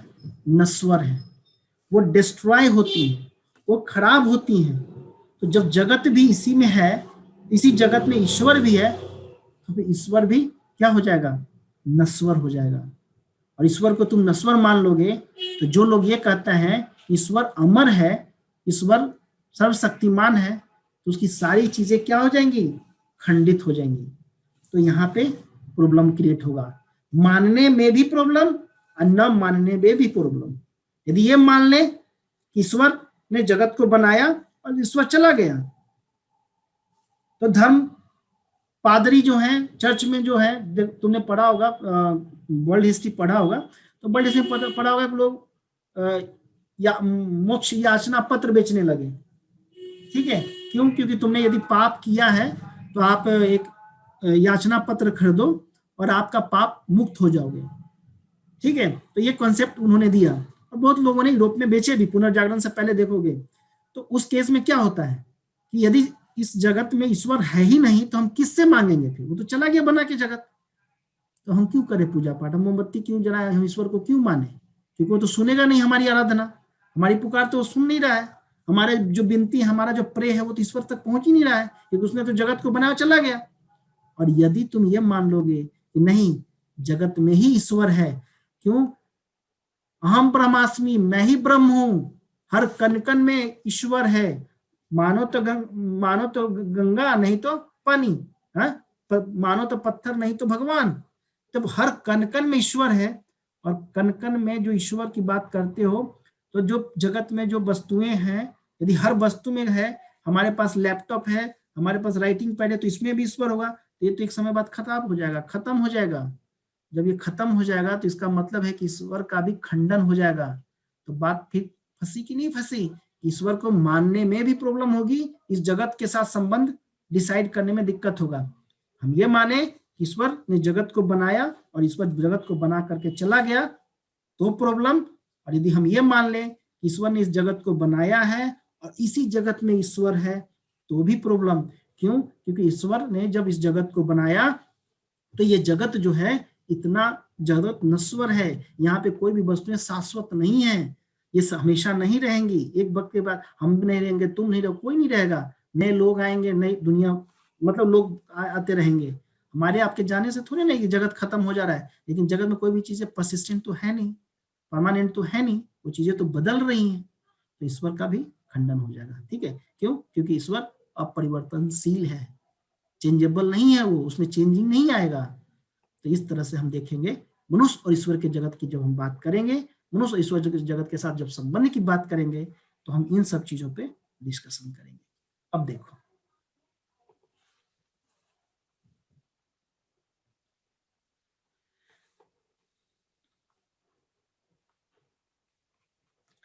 एक आएगा ईश्वर के अस्तित्व का प्रमाण।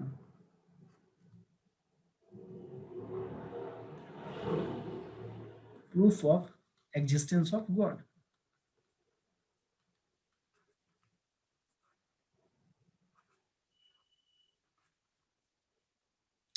अब हम यहाँ पे ईश्वर के अस्तित्व का जांच करेंगे। मान लो मैं हूं, चलो ऑनलाइन ही पढ़ा रहा हूं तुम्हारे सामने में, मैं वर्चुअल ही अपीयर हो रहा हूं, इन हमारा एग्जिस्टेंस तो है ना? क्या ईश्वर का एग्जिस्टेंस है? क्या तुम ईश्वर को दिखा सकते हो? तो यहाँ पे बहुत सारा आएगा, रहस्यवाद भी आएगा, जिसमें तुम्हें पता होगा कि विवेकानंदा को, जो उनके गुरु थे रामकृष्ण परमहंस, उनको काली का दर्शन होता था। लेकिन ये रहस्यात्मक विभूति है, अनुभूति है। हो सकता है हमें मस्जिद जाने से या मंदिर जाने से, गुरुद्वारा जाने से हमें ऐसी फीलिंग होती है, तो ये हमें फीलिंग हो रही है ना, आपको कैसे फीलिंग में कराऊं? आप यदि हमें कहोगे कि चलो ठीक है सर, आप मुझे बताओ ईश्वर कहाँ है, तो मैं कैसे लेके आऊंगा? तो क्या उसका अस्तित्व का कोई प्रमाण दिया जा सकता है? और यदि दिया जा सकता है तो क्या तर्क देंगे वो धर्म के अनुयायी, जो धर्मार्थी होंगे, वो क्या बोलेंगे कि कैसे तुम प्रूफ करोगे कि ईश्वर है भी या ईश्वर नहीं भी है? क्योंकि यदि वो नहीं कह देंगे तो फिर कौन पूजा पाठ करेगा? नहीं करेगा ना, तो उसके लिए तुम्हें तो सपोर्ट करना पड़ेगा। तो क्या तर्क देंगे ईश्वर को प्रूफ करने के लिए? क्या बताएंगे वो कि तुम्हें ये विश्वास है कि रियल में ईश्वर एग्जिस्ट करता है? तो वो जो तर्क देंगे उसी तर्क का फिर हम विवेचना करेंगे कि जो आपने तर्क हमें दिया है ईश्वर के प्रूफ को लेकर के, वो तर्क सही है भी या सही नहीं है। इसका हम चेकिंग करेंगे, तो तर्क रूप तर्क संगत है या नहीं। तो इसको हम बोलते हैं ईश्वर के अस्तित्व का प्रमाण क्या है। है ना, हर चीज का प्रूफ तुम मांगते हो ना कि हर चीज की प्रूफ होनी चाहिए। तो जब आप इतनी बड़ी कहानी बना रहे हो ईश्वर ईश्वर ईश्वर, तो उस ईश्वर की क्या बात है, क्या वो ईश्वर रियल में एग्जिस्ट कर भी रहा है या नहीं कर रहा है, ये बात कौन बताएगा और कैसे वो प्रूफ करेगा, इसकी बात हम इसमें करते हैं। उसके बाद जो आएगा वो होगा तुम्हारे पास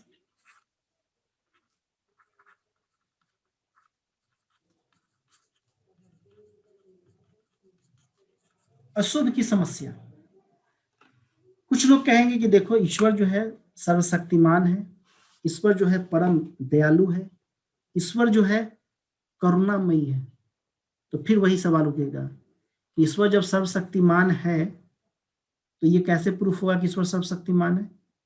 तो कुछ लोग कहेंगे कि जो तुम्हें जगत में जो ये बुराइयां दिख रही हैं, एक बात बताओ, मैं ये कहूं कि तुम जो एग्जाम्स दे रहे हो उसके सारे क्वेश्चंस तुमसे हो जाने चाहिए, ठीक है। यदि कोई क्वेश्चन नहीं होता है, इसका मतलब क्या है, आपकी पढ़ाई में कुछ कमी है, क्योंकि पढ़ाई में कमी है तभी तो क्वेश्चन नहीं हो पाए ना। आपने उस तरह की मेहनत नहीं की तो क्वेश्चंस को आप नहीं कर पाए, एग्जाम को क्वालिफाई नहीं कर पाए। जब इस जगत में बुराइयां हैं तो दो बात हो सकता है। दो बात क्या होगा, पहला बात यह होगा ईश्वर के मर्जी से वो बुराइयां हैं, और दूसरा ये है ईश्वर के मर्जी के बिना वो बुराइयां हैं, बिना वो बुराइयां हैं। या तो ईश्वर के मर्जी से वो बुराई है समाज में, फिर जगत में, और या तो ईश्वर के बिना मर्जी का है।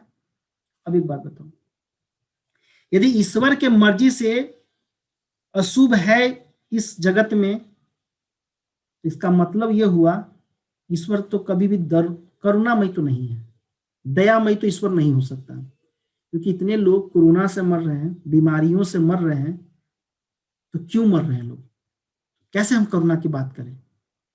अब यहाँ पे क्वेश्चन उठेगा, लेकिन उसके पहले एक चीज और देखते हैं। वो कहता है कि ईश्वर के मर्जी के बिना है। एक बात बताओ, तुम्हारे घर में तुम्हारे मर्जी के बिना कोई एंट्री कर लेता है, इसका मतलब है कि तुम ताकतवर नहीं हो। तुम्हारे घर में कोई थर्ड पर्सन आ जाता है, एंट्री कर लेता है विदाउट योर परमिशन, इसका मतलब क्या हुआ, वो इंसान तुमसे ताकतवर ज्यादा है, तभी तो तुम उसको नहीं रोक पाए ना। इसका मतलब हुआ कि ईश्वर के मर्जी के बिना यदि जगत में कोई बुराई आती है, बुराई का मतलब यहाँ है कुपोषण, भूखमरी, बीमारी, इसकी बात कर रहा हूं मैं, या मान लो चोरी, अपराध लोग कर रहे हैं, ये भी तो बुराई है। तो ये चीजें यदि समाज में आ रही हैं और ईश्वर नहीं रोक पा रहा है, इसका मतलब है ईश्वर सर्वशक्तिमान तो नहीं है। क्योंकि जब तुम कहते हो कि सर्वशक्तिमान ईश्वर है, तो हर कार्य कर सकता है ना भाई। वो जब वो सर्वशक्तिमान ही है, एक्सट्रीम पावर है वो, तो हर कार्य कर लेगा, कोई भी काम वो कर लेगा। तो क्या नहीं रोक सकता था क्या ये बीमारियां, क्या वो किसी के मन में चोरी का जो भाव उत्पन्न हो रहा है, क्या उसको वो नहीं रोक सकता है। कोई किसी को मार दे रहा है, वो नहीं रोक सकता है। इसका मतलब ईश्वर सर्वशक्तिमान ही नहीं है, ये खंडन हो जाएगा। और यदि मान ले कि नहीं ईश्वर की मर्जी से बुराई है, तो भाई एक बात बताओ, धर्म के अनुयायी या हम सबको पता है कि हमारे ईश्वर हमारा माता पिता है। तो कोई माता पिता चाहेगा कि उसके बच्चे परेशानियों में रहें, दुख में रहें। और जब कोई माता पिता ये चाहेगा उसका बच्चा दुख में रहे, तो फिर वो माता पिता करुणामय कैसे हुआ, परम दयालु कैसे हुआ। एक सवाल तो ये उत्पन्न होता है। दूसरा एक सवाल और उत्पन्न होगा, तुम कहोगे कि ईश्वर न्याय प्रिय है, मतलब न्यायिक है। तुम जैसी गलती करोगे, तुम जो जैसा कार्य करेगा उसको वैसा फल ईश्वर देगा। यदि अच्छा कार्य करेगा तो उसके लिए उसको पुरस्कार मिलेगा, यदि वो बुरा कार्य करेगा तो उसके लिए उसको पनिशमेंट मिलेगा। ईश्वर न्याय प्रिय है। अब एक बात बताना, एक इंसान ईश्वर न्याय प्रिय भी है और वो दयालु भी है, ये कैसे हो सकता है? जैसे मैंने बोला अभी थोड़ा देर पहले कि यूरोप में क्या किया उन्होंने कि क्षमा याचना पत्र बेचने लगा। तो क्षमा याचना मोचन पत्र जो है वो बेच करके ईश्वर ने, लोगों ने कहा, जो चर्च के पादरी थे उन्होंने कहा कि क्षमा याचना पत्र खरीद लो, जो तुमने अभी तक जो पाप किए होगे वो तो उसका वो निपटारा हो जाएगा, तुम्हारा सारे पाप तुम्हारे खत्म हो जाएंगे। लोगों ने डॉलर जो पैसे थे वो पैसे सोना चांदी दे करके उन्होंने खरीदा। अब एक बात बताओ, जो जैसा कार्य करेगा उसे वैसा फल मिलेगा। यदि कोई अच्छा कार्य करेगा तो उसके लिए उसे अच्छा फल मिलेगा, कोई यदि बुरा कार्य करेगा तो उसके लिए उसे बुरा फल मिलेगा। एक बात बताइए, यदि कोई इंसान गलत करके भी अच्छा फल प्राप्त हो जाता है तो ईश्वर कैसे उसको न्यायप्रिय कह सकते हैं हम ईश्वर को? क्योंकि उसने तो जजमेंट किया ही नहीं ना। अब हिंदुइज्म में, हिंदू धर्म में क्या कहता है कि जो शिव शंकर को भोले बाबा बोलते हो, क्यों बोलते हो? सारा कष्ट वो निवारण कर देंगे। तो भाई जिसको कष्ट दिया तुमने, जिसको तुमने कष्ट दिया और जाकर के मंदिर में चढ़ावा चढ़ा रहे हो, पूजा पाठ किया, तुम्हारे तो पाप खत्म। तो तुमने जो जिसको कष्ट दिया उसको क्या? तो फिर आप न्याय कहाँ किए उसके साथ? नहीं ना किए। यदि आप एक जज हैं तो आपके पास क्या है? आपके पास न्याय करने की शक्ति है। आपके पास जो जैसा क्राइम करेगा वैसी सजा दोगे। लेकिन तुम क्या कर रहे हो? तुम्हारा न्याय प्रियता संकट में आ जाएगी जब तुम न्याय प्रिय नहीं रहोगे। तुम वक्त के साथ लोगों के अकॉर्डिंग अपने जजमेंट को बदलोगे, तो फिर यहाँ पे भी प्रॉब्लम हो जाएगा। तो ऐसे ऐसे जो एक्सट्रीम पॉइंट, एक्सट्रीम कैरेक्टर, जो क्वालिटी होती है, जो नैतिक गुण वगैरह जो ईश्वर में डालने की कोशिश करते हैं धर्म के अनुयायी, जो धर्म के लोग होते हैं, तो यहाँ पे कॉन्ट्राडिक्शन होता है। तभी ये बात करेगा कि अशुभ की समस्या आई। और ऐसा नहीं है कि मैंने जो बोला यही तक बात रुकेगी, ये हम और डिटेल में इसको पढ़ेंगे। इसमें ये कहेगा कि देखो जैसा तुम सोच रहे ऐसा नहीं है, ईश्वर तुम्हारे माता पिता के समान तो है, लेकिन जो तुम गलतियां करते हो ना उसके लिए तुम्हें अवेयर करने के लिए जगत में बुराई लेकर के आता है। क्योंकि यहाँ तो बहुत सारी बुराइयां हैं ना, बहुत सारा मानव निर्मित भी बुराइयां हैं। फिर यहाँ पे मोरालिटी का भी सवाल उठेगा और एक सवाल और उठेगा फ्रीडम ऑफ विल का, तुम्हारी स्वतंत्रता का भी सवाल यहाँ उठेगा। क्यों? क्योंकि नियतिवाद कहता है कि जो निर्धारित है वो होना है। अब एक बात बताओ, जब ये निर्धारित है कि एग्जाम में लोग क्वालिफाई नहीं कर पाएंगे, तो फिर उसके मेहनत पे क्यों डाउट कर रहे हो तुम? जब ये निर्धारित है कि पैसा देकर के लोगों की नौकरियां होंगी, तो फिर उसकी क्वालिटी पे तो जजमेंट नहीं होना चाहिए ना। जब हमारा निर्धारित है कि हम तुम्हें पढ़ाएंगे, या हमारा ये निर्धारण ऑलरेडी हो चुका है, नियति डिसाइड करते, बोलते हैं ना कि नियति ही है, नियति चाहती है कि ऐसा हो। तो नियति यदि मैं किसी को मार दूं और बाद में मुझे उसके लिए सजा दिया जाए, तो बताओ उसके लिए मैं सजा का पात्र हूं? नहीं ना, क्योंकि नियति निर्धारित है। चाकू का काम काटना है, उसको निर्धारित कर दिया कि चाकू से कटेगा ही कटेगा। अरे वो फल काटे या उंगली काटे, क्या फर्क पड़ता है? फल काटे तो कुछ नहीं, उंगली काटे तो तुम उसको सजा दे रहे हो, क्योंकि तुमने तो उसका कार्य निर्धारित कर दिया। पहले से निर्धारण में वो आ रहा है कि तुम्हारा काम ये है, तुम यही काम करोगे। एक बात बताओ, हमारा तो फ्री विल रहा नहीं ना, हम तो कुछ सोच ही नहीं पा रहे हैं, हम अपने मन से तो कोई कार्य नहीं कर रहे हैं। हर कोई नियति करवा रही है, तो वो अच्छा कराएगी तो अच्छा होगा, वो बुरा कराएगी तो बुरा होगा। तो फिर अच्छे के लिए फल देना और बुरे के लिए सजा देना, ये मुझे क्यों मिलेगा? ये हमने तो अपने मन से किया नहीं, हमारे पास तो कोई फ्री विल रहा नहीं। हमारा क्या चीज है? हमारा तो ये चीज नियतिवाद पहले से निर्धारित कर रखा है। Are you getting my point? तो ऐसे ऐसे करके सवाल उठेंगे। ऐसा ऐसा करके सवाल कौन उठाएगा? धम्म दर्शन वाले उठाएंगे। फिर कैसे मुझे तुम सजा दे रहे हो? जब ईश्वर को पता था कि हम मर्डर करने वाले हैं किसी का, और फिर उसके लिए तुम मुझे फांसी पर लटका रहे हो, तो फिर पहले गेम क्यों खेल रहे हो भाई? या तो तुम मेरे मन के क्या भावनाओं को पढ़ नहीं पाए, ईश्वर नहीं जान सका?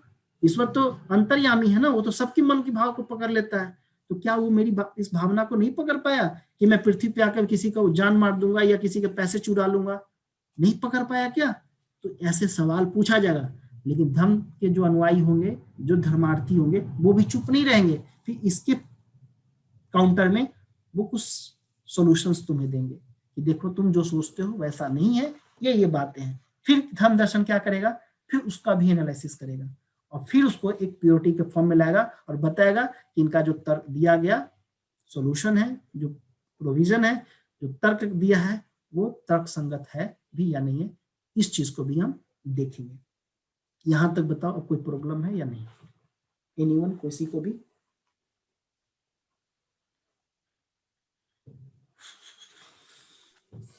नहीं सर, कोई समस्या नहीं है, समझ में आ रहा है। समझ में आ रहा है ना? चलो गुड। जी सर। यही होगा, ऐसे ही पढ़ाएंगे हम लोग, ठीक है। वे ऑफ टीचिंग हमारा जस्ट ऐसे ही होगा, थोड़ा और धीरे धीरे बोलोगे तो और धीरे धीरे भी हम बोल लेंगे, कोई दिक्कत नहीं है। जब कहेगा वो कि देखो ईश्वर पे तुमने इतने डाउट उठा लिए, पहले तो पूछे कि ईश्वर आया कहाँ से, फिर तुमने ये कहा कि ईश्वर का प्रूफ क्या है, फिर तुमने कहा कि ईश्वर जब है, ईश्वर का प्रूफ है, तो फिर अशुभ आया कैसे? सजेशन भी हो ना, कोई फीडबैक हो तो आप मुझे इंटेलेक्टी पे मुझे मैसेज कर देना, या तो मुझे तुम क्लास को एंड करते हैं friends. Okay sir, thank okay sir, thank you. Okay.